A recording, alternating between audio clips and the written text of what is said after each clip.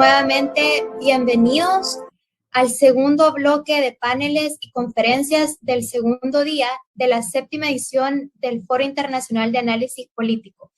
Nuevamente agradecemos su presencia constante durante cada uno de los bloques que hemos tenido y estamos muy emocionados que puedan acompañarnos. En esta ocasión, la conferencia magistral que vamos a escuchar a cargo del doctor Jorge Castañeda se titula La Administración Biden y la nueva política hacia América Latina. En ese sentido, tengo el gusto de presentarles a la señora María Eugenia Brizuela de Ávila, quien será la moderadora de nuestra conferencia. Adelante, doña Mayu, y muchísimas gracias a todos. Muy buenas tardes. Es un honor moderar este panel, el cual giraba alrededor de la conferencia magistral que dictará Jorge Castañeda, querido amigo con quien tuve el gusto de coincidir cuando él fungió como secretario de Relaciones Exteriores de México. Durante la administración Trump, América Latina estuvo ausente en los planes del gobierno estadounidense, salvo por el tema migratorio. La llegada del demócrata Joe Biden reavivó el interés por la región. Particularmente el Triángulo Norte ha recibido adicionalmente un Estado de Derecho. Biden anunció un programa de ayuda para el Triángulo Norte acompañado del nombramiento de un enviado especial, un querido amigo como es Ricardo Zúñiga. Decisión que fue interpretada por los presidentes y particularmente por las organizaciones de la sociedad civil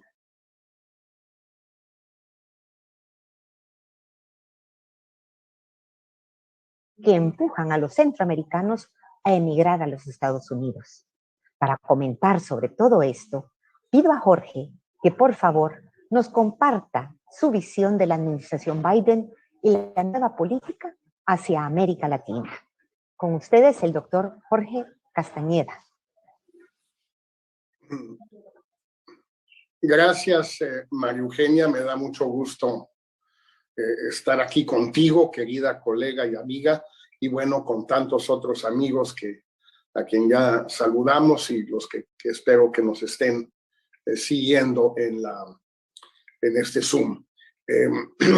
Yo creo que es especialmente propicio que el día para que hablemos de este tema, ya que hoy, como saben todos ustedes, hay una reunión en Washington. Ha transcurrido ya reunión en Washington, primero bilaterales entre los presidentes López Obrador y Biden, y luego una reunión trilateral del primer ministro Trudeau, López Obrador y Biden. Y seguramente uno de los temas que se tocó durante estas reuniones fue el tema de América Latina en el sentido más amplio, y en particular el tema migratorio, el tema del Triángulo del Norte, y quizás eso había filtrado la administración Biden, pero no, hasta ahora no se ha sabido si fue así. El tema de lo que está sucediendo en Cuba, en Nicaragua y en Venezuela. No lo sabemos a ciencia cierta, salvo por las filtraciones. Creo que tendría yo cierta reserva sobre el adjetivo nueva política de la administración Trump hacia América Latina, porque en muchos aspectos se parece en buena medida a la de Trump, sobre todo en el tema migratorio. Esta sería una primera reflexión que quisiera compartir con los que nos están siguiendo. En materia migratoria, aunque desde luego la retórica no es la misma, las amenazas no son públicas, la voluntad de buscar una reforma migratoria integral dentro de Estados Unidos es muy diferente a la de Trump.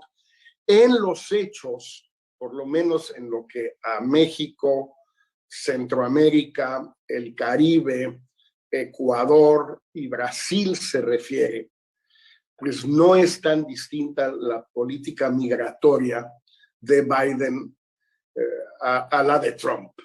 Se sigue utilizando el llamado Title 42 o Título 42, que le permite al gobierno de Estados Unidos, por razones de seguridad nacional sanitarias, deportar a quien sea sin derecho de audiencia.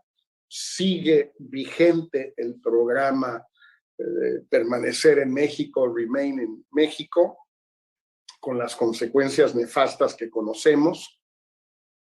Sigue la presión, en ocasiones brutal, sobre México para que México le haga el trabajo sucio a Estados Unidos, sin ningún apoyo de Estados Unidos para hacer ese trabajo sucio.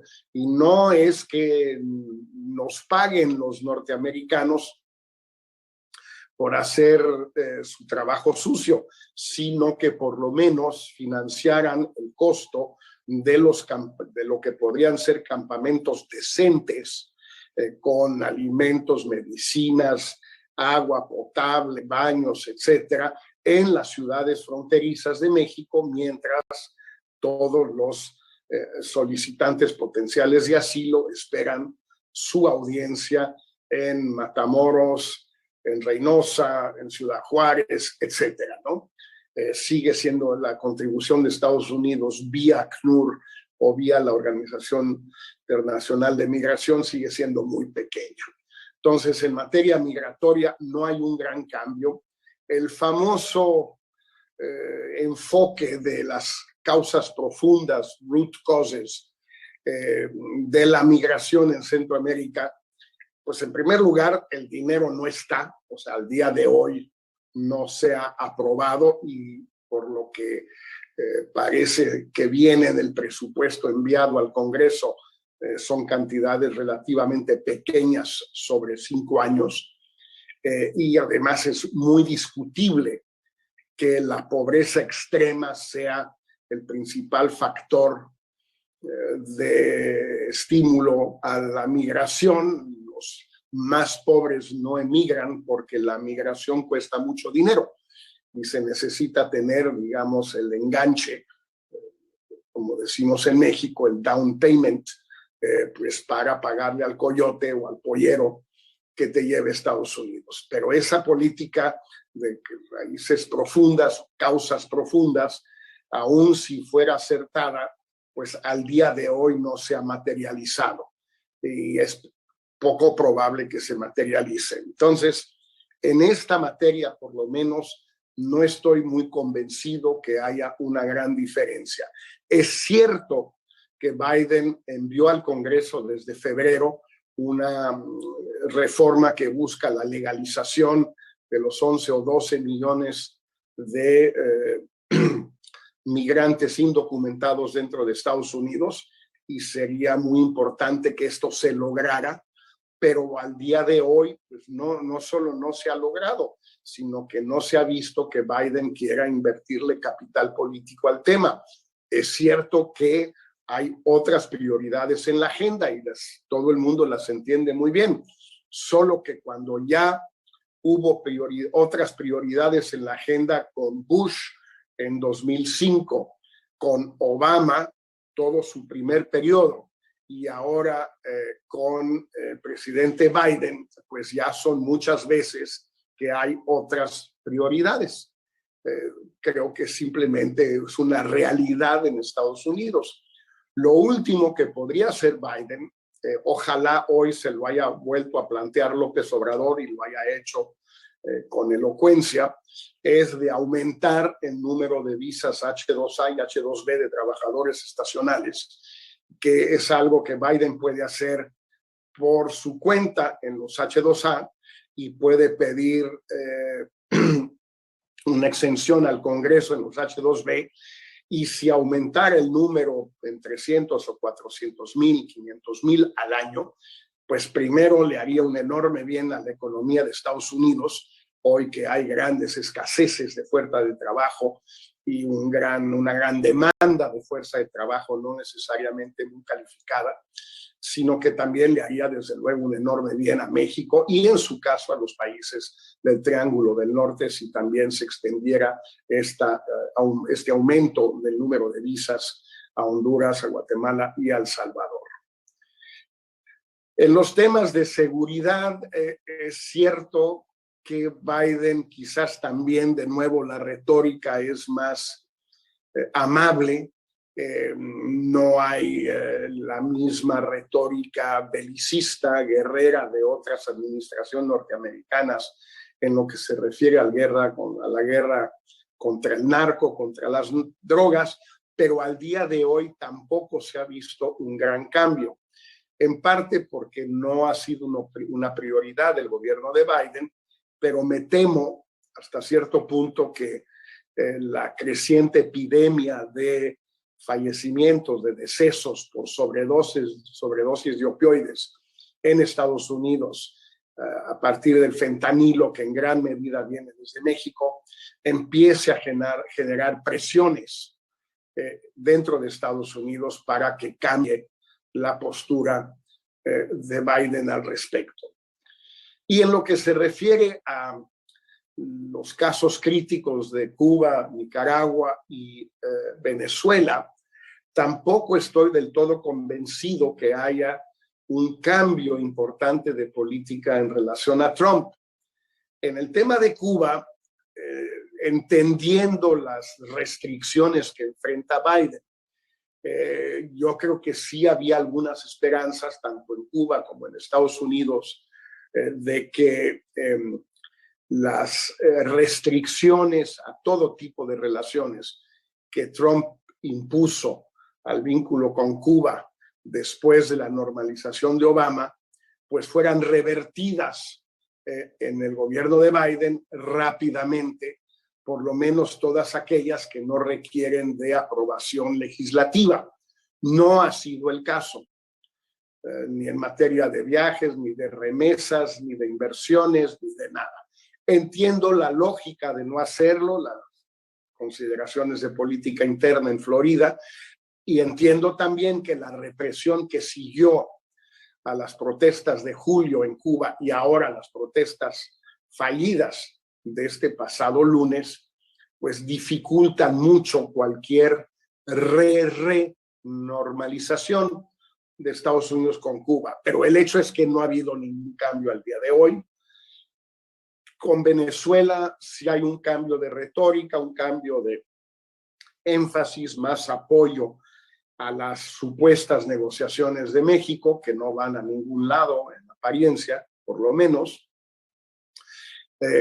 pero tampoco ha habido grandes iniciativas del gobierno de Biden al respecto. Y en lo tocante a Nicaragua, si bien sí logró Estados Unidos 25 votos en la OEA la semana pasada, necesitaría 2 o 3 más para que se aplicara el artículo 21 de la Carta Democrática Interamericana y empezara a funcionar la suspensión de Nicaragua de la OEA, pues todo parece indicar que Estados Unidos, que Biden, no hizo la tarea en materia de conseguir los votos que faltaban,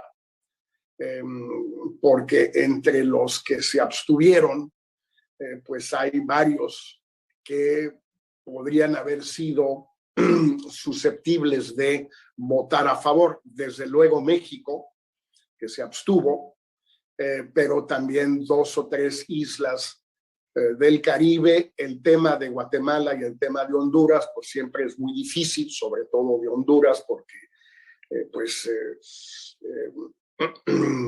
Juan Orlando Hernández quiere a toda costa quedar bien con Daniel Ortega, porque ahí es donde piensa asilarse en cuanto deje la presidencia.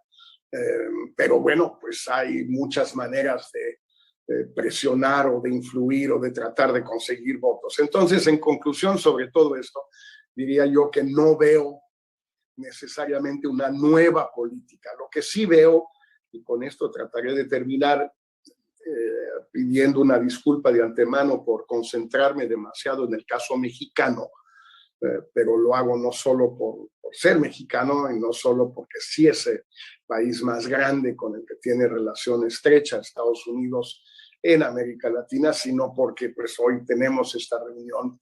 Sí pienso, tengo la impresión, me gustaría mucho escuchar el punto de vista de los colegas del panel al respecto, que se les está estrechando los márgenes a Biden en esta postura de hacerse de la vista gorda.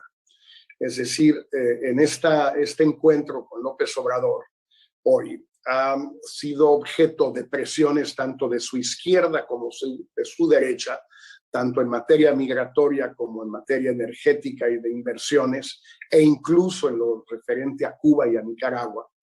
De tal suerte que esta política de Biden, de que mientras López Obrador le haga el trabajo sucio en materia migratoria, impidiendo la llegada sobre todo de los centroamericanos, pero también de haitianos, ecuatorianos, brasileños, cubanos, venezolanos, pidiendo su llegada a la frontera sur de Estados Unidos, pues Biden se haría de la vista gorda frente a todo lo que sucedía en México, trátese de asuntos de derechos humanos, de Estado de Derecho, de protección de inversiones, todo eso. Creo que se le está estrechando el margen a Biden en esa materia.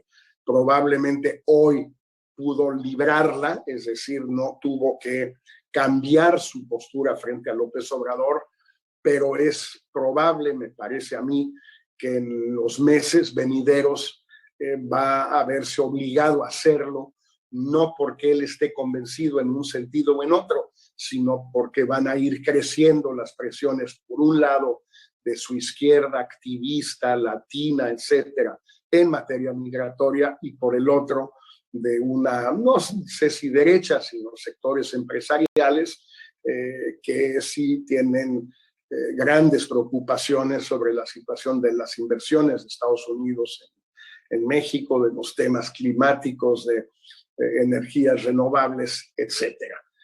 Creo que ya se está estrechando mucho el margen, María Eugenia, si me permites detenerme aquí por el momento.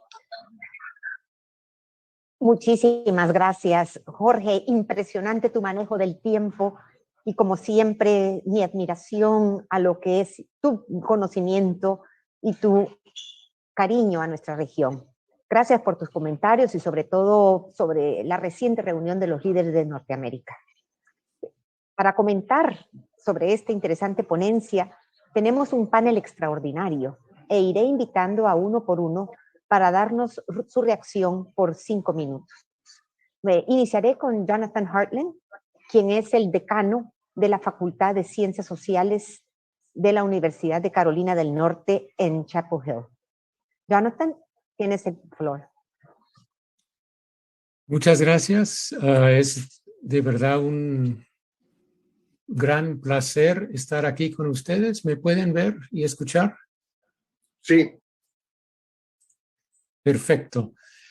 Mira, yo antes de nada estoy muy feliz de compartir este panel especialmente primero con Jorge Castañeda y con los otros comentaristas que me van a seguir, que son además especialistas muy reconocidos en el tema de política exterior.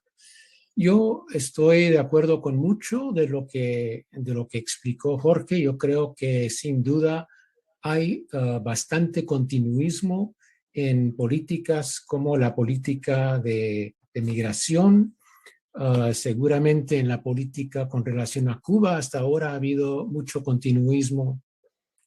Al mismo tiempo, yo creo que vale la pena enfatizar que sí han habido algunas diferencias importantes de estilo y de tono, y también en algunas prácticas que quisiera resaltar.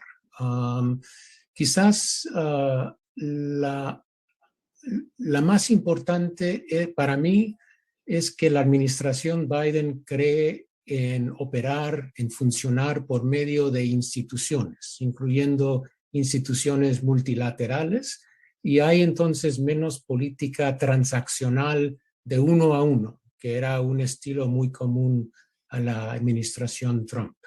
Hay un claro reconocimiento de la crisis ecológica, la necesidad de una respuesta, de la participación de los Estados Unidos en foros multilaterales para buscar respuesta a ello. Es cierto que retóricamente hay un mayor reconocimiento de las causas estructurales de la migración centroamericana y la necesidad de enfrentarlas, pero hay dudas sobre la estrategia y hasta ahora no ha habido la financiación. hay un discurso más claro con relación a la defensa de la democracia. Yo creo que aquí sí ha habido un rechazo muy claro al uso de las Fuerzas Armadas para realizar cambios de régimen, algo que estuvo un poco más ambiguo en la administración previa con relación a la defensa de los derechos humanos. Hay una cumbre de la democracia el próximo mes, en el cual le tocará a los Estados Unidos ser un actor mucho más modesto, enviando un mensaje de querer colaborar con comprensión y con empatía, sin ningún tono de superioridad moral, debido a los graves problemas que confronta a los Estados Unidos internamente con la democracia, algo que ha estado creciendo por mucho tiempo, desnudado dramáticamente con la insurrección del 6 de enero en el Capitolio y problemas que siguen. Obviamente la variedad de problemas y desafíos en la región implican que una sola estrategia regional no tiene sentido ni es viable. Por razones de tiempo, hasta ahora no hemos hablado del problema de gobernabilidad en Haití, los problemas de la interpenetración del narcotráfico en la política en muchos países, la corrupción. Argentina vive un problema de ajuste económico muy complicado. Chile entra en un periodo de incertidumbre político donde ha terminado un primer ciclo de política, pero no hay claridad sobre lo que viene.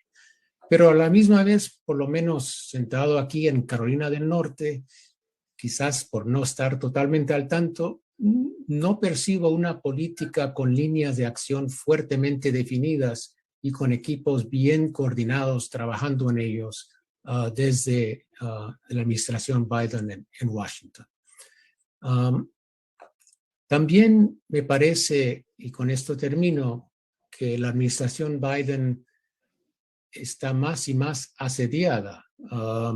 Jorge Castañeda habló de presiones que tiene desde su izquierda y a su derecha, pero yo creo que podemos decir que hay dificultad de definir consensos dentro del propio Partido Demócrata y también que ha estado sufriendo desgastes domésticos importantes, en algunos casos por temas fuera o parcialmente fuera de su control. La pandemia sigue, grandes temores con relación a la inflación, y, como ya se mencionó, la migración y la frontera con México. Aunque el retiro de Afganistán seguro que fue la decisión correcta, no se manejó bien. Los republicanos parecen haber encontrado un nuevo frente en la guerra cultural con relación a las escuelas, pintando a demócratas como extremistas. El apoyo al presidente Biden claramente en caída, algo que es típico de presidentes después de su luna de miel inicial, pero Biden no comenzó con tasas muy altas comparadas con todos los otros presidentes recientes, con la excepción de Trump, que comenzó muy bajo, cayó un poco y se quedó más o menos estable para todos sus 4 años. Pero Trump también perdió control de la Cámara de Representantes en su elección de Mitaka, algo que parece más y más probable para Biden el año próximo, entre distritos diseñados por asambleas legislativas republicanos, el gerrymandering y las encuestas actuales. O sea, veo algunos giros importantes, algunas iniciativas valiosas, bastante continuismo, y es difícil vislumbrar transformaciones fundamentales duraderas a corto o mediano plazo. Gracias. Muchas gracias, Jonathan, por tus palabras que complementan muchos de los comentarios ya hechos por Jorge. Pido a Cynthia Arnson, quien es la directora para América Latina del Woodrow Wilson Center for International Scholars. Cindy, tienes tú el micrófono. Bueno, muchísimas gracias, Mayu. Un placer estar con FUSADES, con este grupo distinguido de colegas en este foro. Entonces, muchas gracias. Voy a compartir unas observaciones breves que van a complementar, como bien señalas, la ponencia de Jorge y también las palabras de Jonathan. Primero, hay que reconocer que hay una distancia muy grande entre la retórica, el énfasis de la política y los hechos. Yo voy a repasar rápidamente unos reconocimientos o principios de la administración Biden que son temas claves, o sea, que van a ser temas claves durante todos los 4 años. Hasta ahora hemos visto muy poco. Bueno, primero es que hay una reafirmación, como han señalado mis colegas, de los principios básicos de la importancia de la democracia, de los derechos humanos, de tener gobiernos eficaces, no solamente eficaces, sino transparentes, no corruptos, etcétera. Y vamos a ver no solamente en la Cumbre de las Democracias en diciembre, sino en la Cumbre de las Américas, cómo se está poniendo, digamos, carne sobre estos huesos. También hay un reconocimiento que para sobrevivir, y sabemos que las democracias en toda la región de América Latina están encontrando desafíos muy grandes, polarización, cólera del público, pero hay un reconocimiento de que las democracias tienen que entregar los bienes, las cosas que la ciudadanía está demandando y buscando, no solamente en materia económica y social, sino también en los derechos políticos y civiles. Se ve que en toda la región, y la administración Biden reconoce que el crecimiento de los años anteriores no ha resuelto o superado las brechas enormes de desigualdad que existe y que han sido empeorados durante los terribles meses de la pandemia.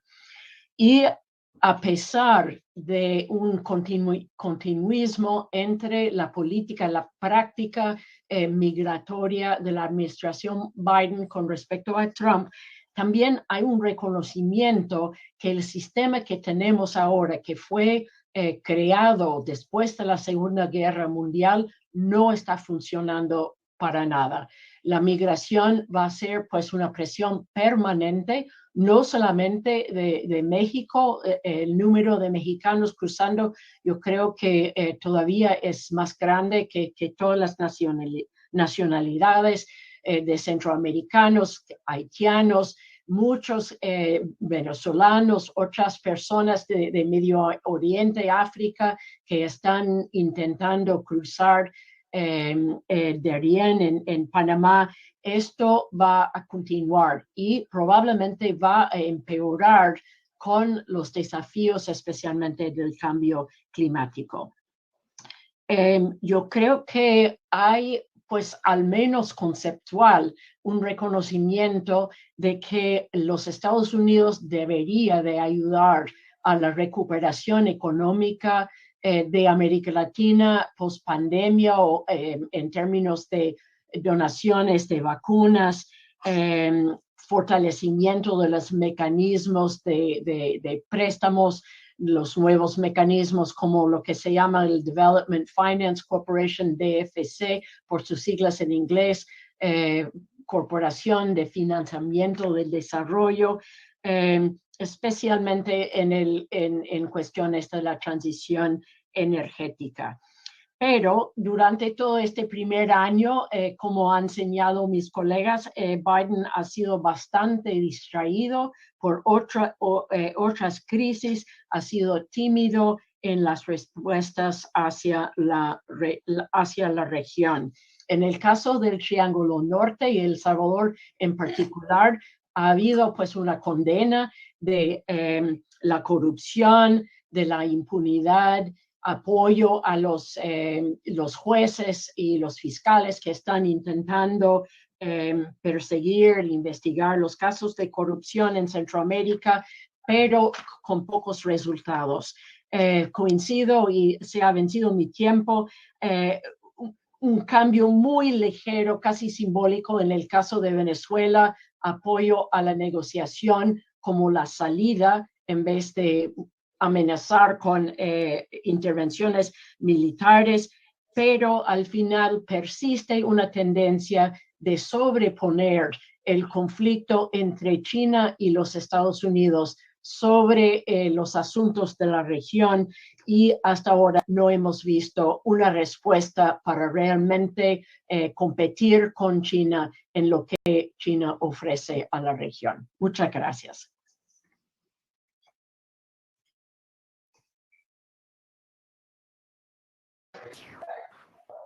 Muchísimas gracias, Cinti.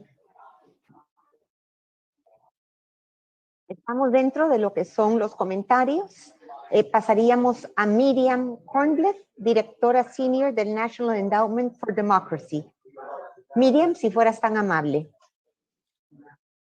Sí, muchas gracias. Buenas tardes a todos y nuevamente muchas gracias por la invitación a participar en este panel y felicitaciones nuevamente a FUSADES por esta iniciativa, ya la 7ª versión de la FIAP.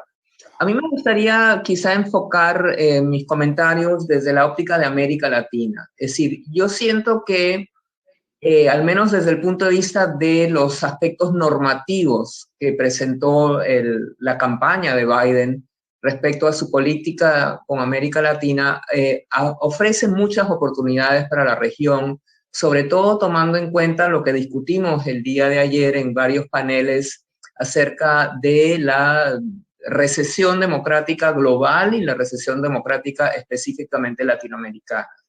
Es decir, cuando se formuló, digamos, aparentemente, pues, cuando uno revisa los textos de campaña, revisa artículos de personas claves ligadas con la administración Biden, particularmente Juan González, ahí se delineó que las líneas maestras de la política exterior norteamericana con América Latina iban a ser, por un lado, la cooperación o el multilateralismo, es decir, esa visión, digamos, la articulación, pues, en una visión más multilateral.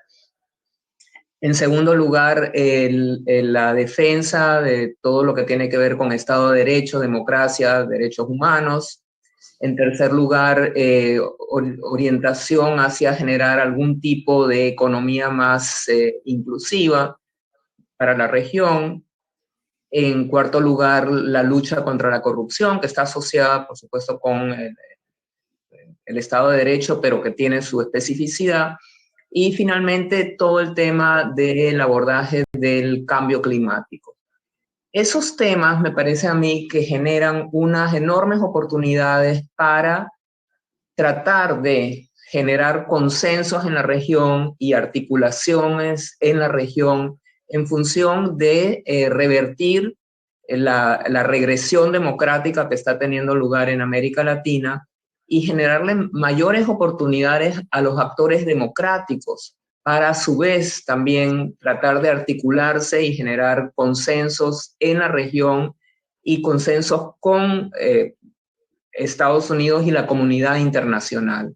En particular, por ejemplo, el tema del cambio climático pudiera ser una tremenda oportunidad para desarrollar una agenda regional fundamentada en esta idea, pues, mucho más global acerca del cambio del patrón energético internacional y particularmente latinoamericano, y superar, pues, las repercusiones muy negativas que está teniendo el calentamiento global en la región. Desde luego que los temas de democracia, Estado de Derecho, lucha anticorrupción, que han sido formulados como guías para la acción de la política exterior norteamericana con América Latina, son temas cruciales que nuevamente, insisto, le da oportunidad a aquellos actores, bien sea gubernamentales, bien sea estrictamente políticos, bien sea de la sociedad civil, de generar agendas que pudieran presionar tanto domésticamente en cada uno de los países de la región, presionar a la propia administración Biden, que como todos ustedes ya han señalado, pues está actuando en este momento con una brecha, pues, grande entre el discurso ofrecido o digamos, la visión ofrecida y la realidad. Y por otro lado, presionar pues a la propia comunidad regional para adoptar esos temas de mayor calibre y abordarlos desde una perspectiva mucho más normativa, mucho más de los consensos básicos que existían en la región y que se han de alguna manera disueltos, utilizando esta agenda que en realidad no me parece que para nada sea ajena a los intereses de los sectores más democráticos y digamos, los sectores democráticos de la región. Por eso me parece que si bien hay en este momento todavía hay una brecha y hay una dificultad obvia por las propias condiciones, como los han mencionado varios, en particular Jonathan, la dificultad de generar consensos dentro de los propios Estados Unidos, que a su vez hay una enorme dificultad de generar consensos dentro de la propia región. Pienso que este marco normativo pudiera ser una guía que bien aprovechada pudiera generar pues, oportunidades mucho mayores que las que hubo en administraciones pasadas o la inmediatamente anterior de ofrecer una guía normativa respecto de cuál puede ser la relación entre Estados Unidos y la región e inclusive cuál puede ser una guía normativa para las fuerzas democráticas de la región buscando superar esta situación de regresión democrática y de estancamiento económico en América Latina. Gracias. Muchísimas gracias, Miriam, y gracias por traer a colación tu visión de esta guía normativa. Continuamos con Abraham Lowenthal, catedrático de Relaciones Internacionales de la Universidad del Sur de California y presidente emérito y miembro del Consejo del Pacífico sobre Política Internacional. Abe, es un verdadero honor contar contigo. Adelante.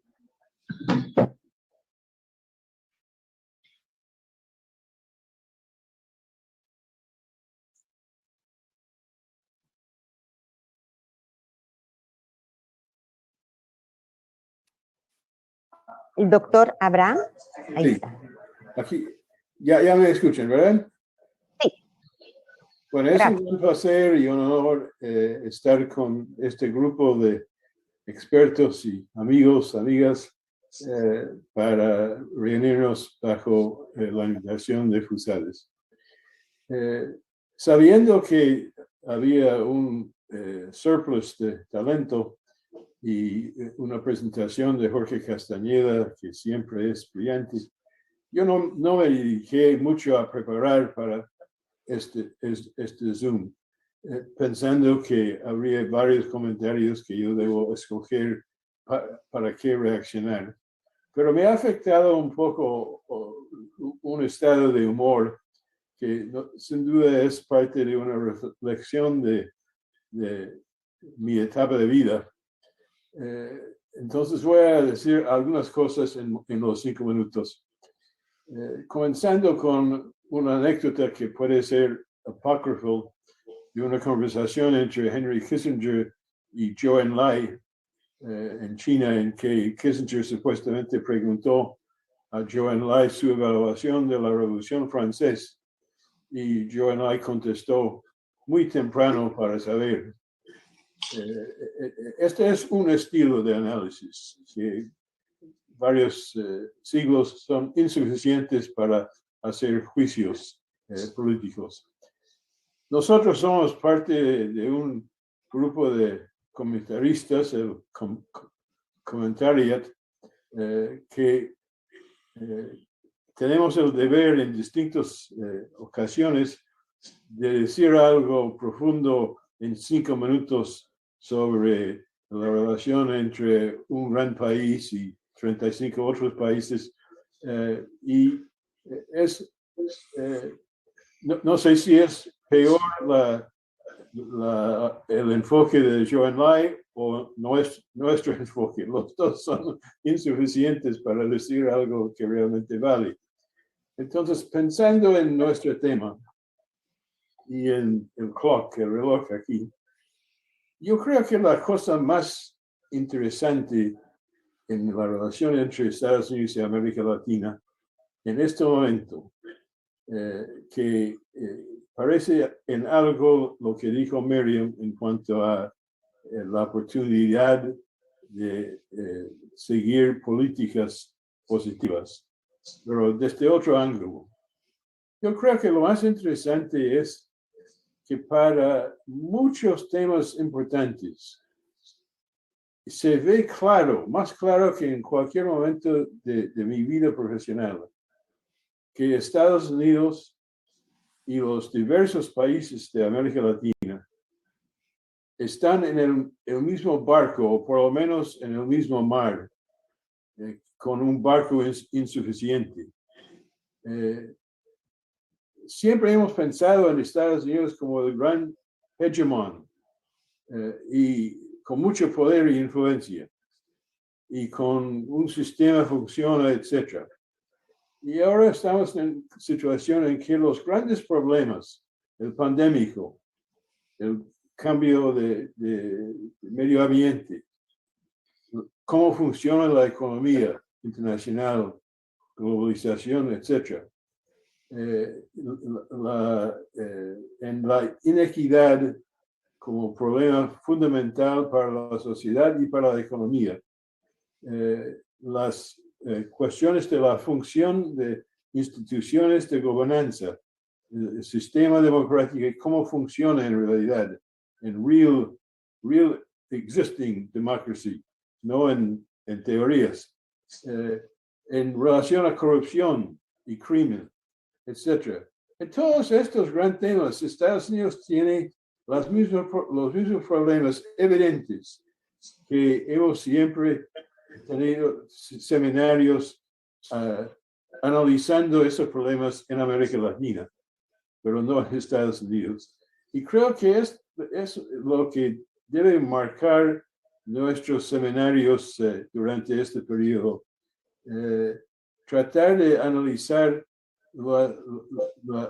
las causas profundas y fundamentales que llevan a muchos países, la mayor parte de los países en el mundo, enfrentar problemas semejantes con recursos muy diferentes. ¿Qué se puede hacer para cooperar desde distintos ángulos en enfrentar esos problemas? Por lo menos cumplí en 5 minutos.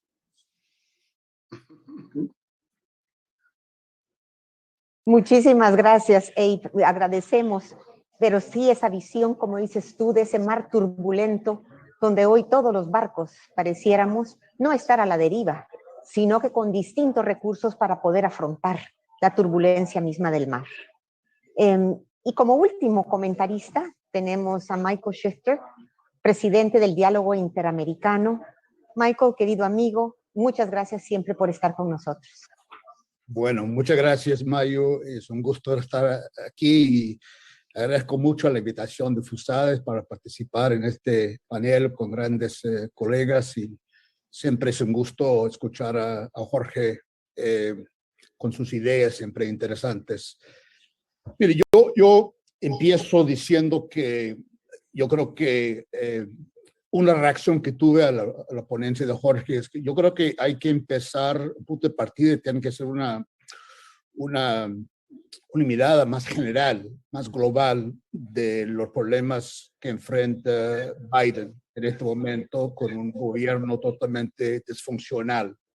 Para darles un ejemplo, y creo que son cifras que llaman mucho la atención y tienen implicancias para América Latina, por cierto. En los primeros 10 meses de Biden han sido confirmados 9% de sus embajadores a países. Obama en los primeros 10 meses tenía 77% confirmados y Trump tenía 70%. Bueno, esto revela dónde estamos y los límites para hacer una política activa, comprometido, no solo en América Latina, pero en todas partes. O sea, obviamente, embajadores no es todo, pero eso te da una idea de que la situación está muy mal, está muy difícil en este momento. Y obviamente en el tema yo pregunté a un funcionario en la administración Obama, administración de Biden, que trabajaba con Obama, y le pregunté qué es diferente trabajando con Biden y con Obama. Y la respuesta es, y creo que esto también explica mucho, hay un gran sentido de urgencia ahora, que no había durante Obama. Hay pánico. ¿Y por qué?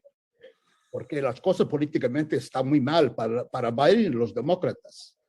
Y de acuerdo a todos los patrones históricos y especialistas, hay gran posibilidad que pierde por lo menos una de las dos cámaras en menos de un año. Y con posiblemente perder la Casa Blanca. Y perderlo, esto no es una cosa normal. Perderlo significa perderlo a un partido que básicamente intentó un golpe de Estado y todavía no acepta la legitimidad de Biden. Yo creo que es importante poner todo esto en contexto.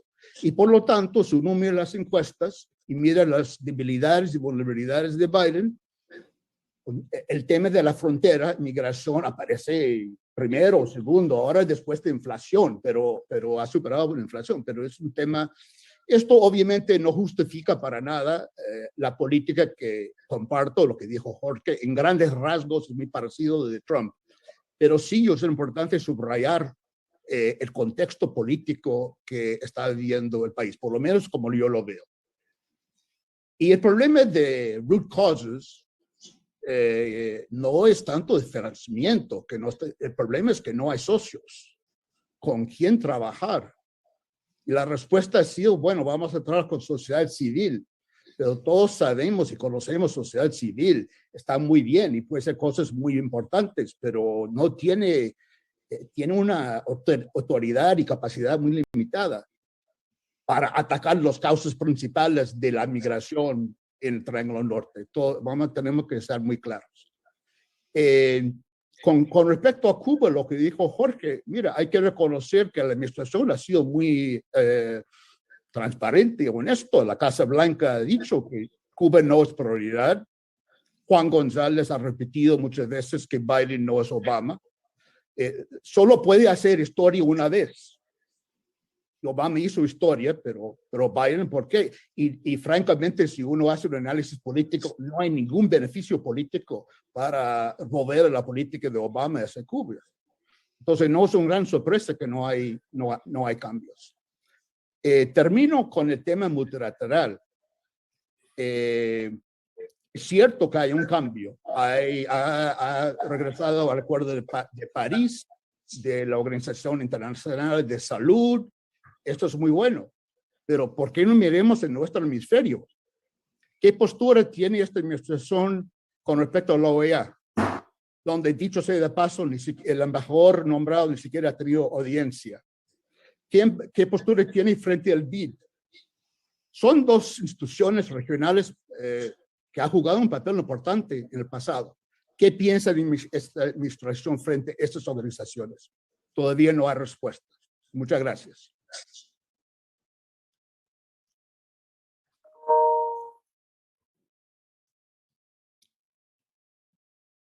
Muchísimas gracias, Michael. Muy amable. Y realmente, a tu comentario sobre el papel esperado de la sociedad civil, cómo ratifican las actitudes que vemos de un gobierno como en Nicaragua, el presidente Ortega, cercenando la viabilidad de fondos y de actuación de la sociedad civil en un marco de la búsqueda de reformas. Con esto llegamos al final de lo que son los primeros comentarios. Invitamos al doctor Jorge Castañeda que nos pueda hacer una reacción a lo que tus colegas panelistas expresaron. Gracias, Maru, y desde luego que agradezco todos los comentarios y comparto prácticamente todos ellos. Quizás subrayaría lo que dijo Abe en el sentido de que Estados Unidos se enfrenta a muchos de los mismos retos y está en los mismos mares y no en el mismo barco.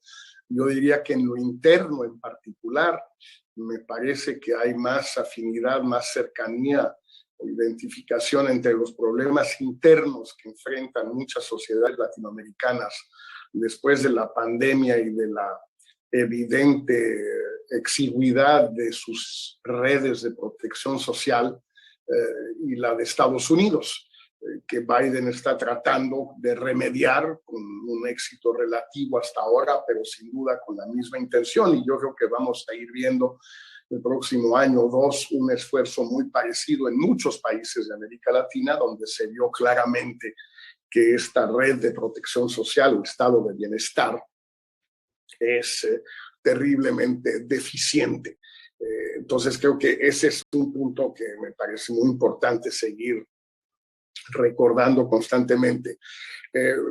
También concuerdo plenamente con la idea que varios de nuestros colegas mencionaron de que la continuidad de Biden en relación a Trump no es necesariamente porque así lo quiera Biden, sino porque no le queda de otra.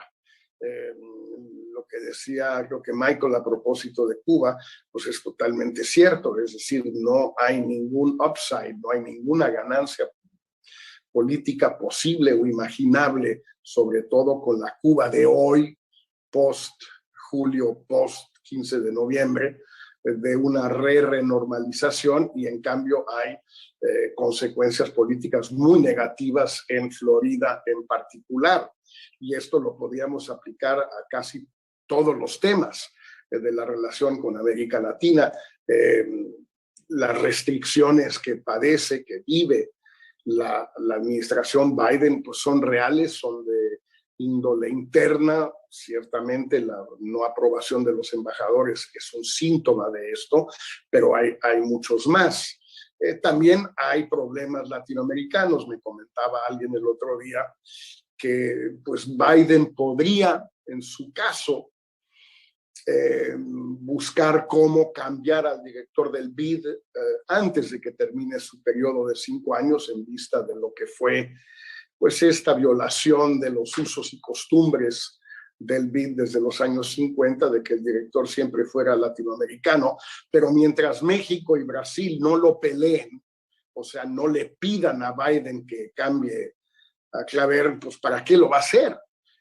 Y ni México ni Brasil tienen la menor intención de pedir ese cambio. No es un asunto fundamental, estoy de acuerdo, pero también esto es real, es decir, no existe una insistencia latinoamericana sobre muchos de los temas. Yo agregaría algo que no alcanzó el tiempo ni el énfasis para comentar, y que creo que vale la pena agregar a lo que todos hemos dicho, aunque algunos lo mencionaron, que es que fuera de México, el Caribe y el Triángulo del Norte, en el resto del continente y en particular en Brasil y en Argentina, pero yo creo que probablemente se extienda a otros países, el tema de China se está volviendo muy importante para Estados Unidos.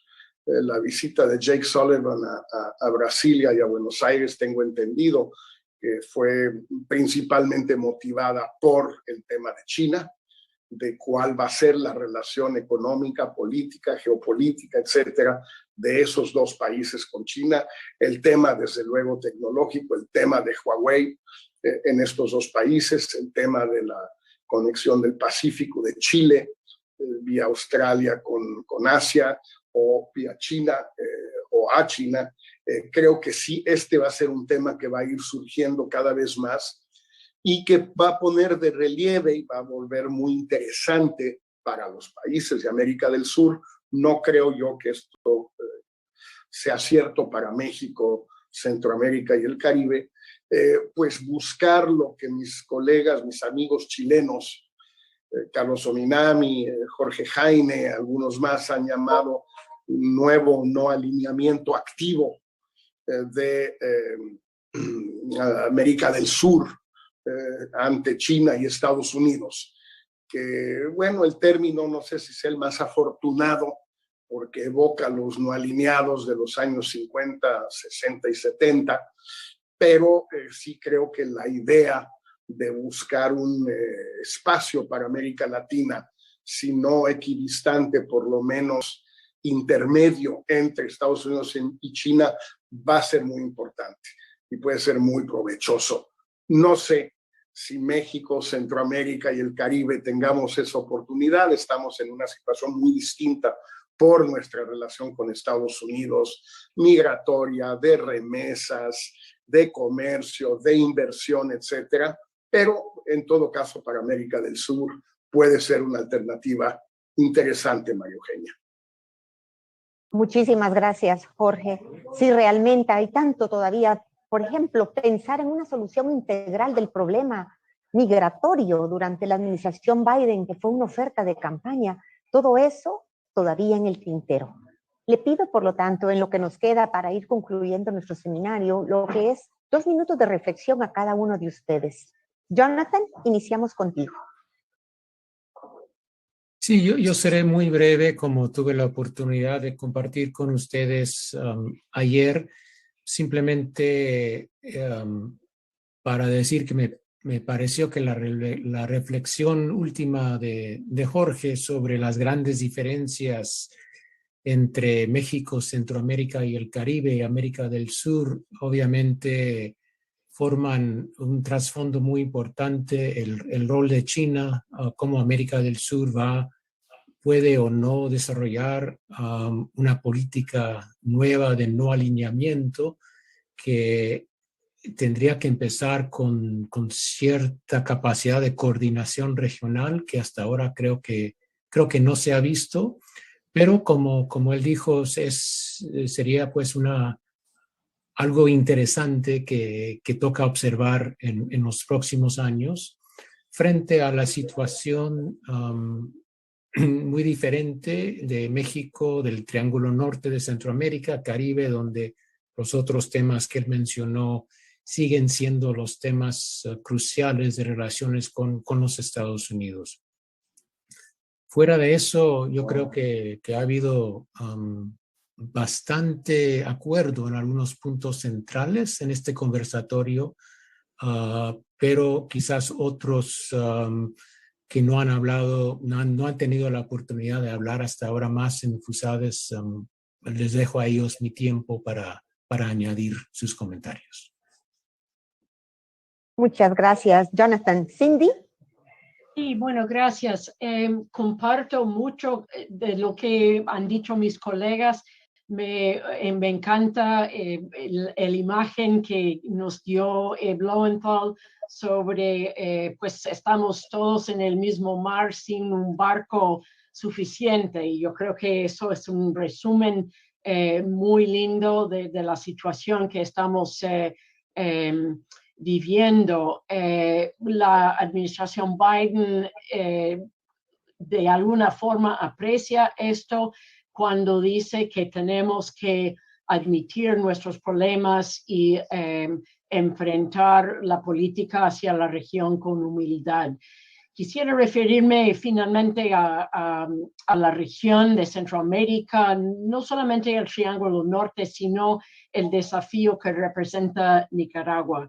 Yo creo que no hemos descubierto todavía el tipo de herramientas que podrían ser eficaces para revertir las tendencias autoritarias en el mundo. Tenemos muchas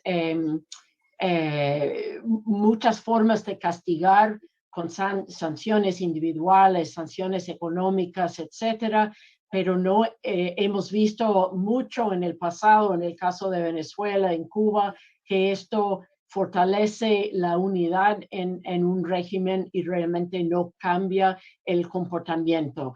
En el caso de Bukele en El Salvador en particular, hay mucha preocupación por los ataques al sistema judicial, todos los llamados checks and balances, las instituciones de control al Estado, pero más allá de condenar, de poner más nombres en la lista Engel, quitar las visas, no hemos descubierto la fórmula de la combinación de incentivos con castigos que realmente podría ser eficaz frente a los desafíos que tenemos. Y ojalá en la cumbre de democracias en la Cumbre de las Américas haya una conversación mucho más de fondo sobre lo que se necesita hacer más allá de los instrumentos tradicionales. Muchas gracias.